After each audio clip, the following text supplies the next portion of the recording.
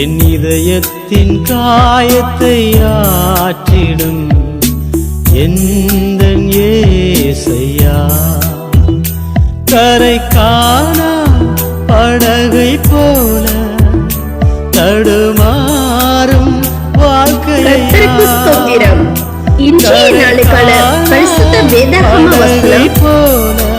இவை எல்லாவற்றின் மேலும் பூரண சர்க்குணத்தின் கட்டாகிய அன்பை தரித்துக் கொள்ளுங்கள்.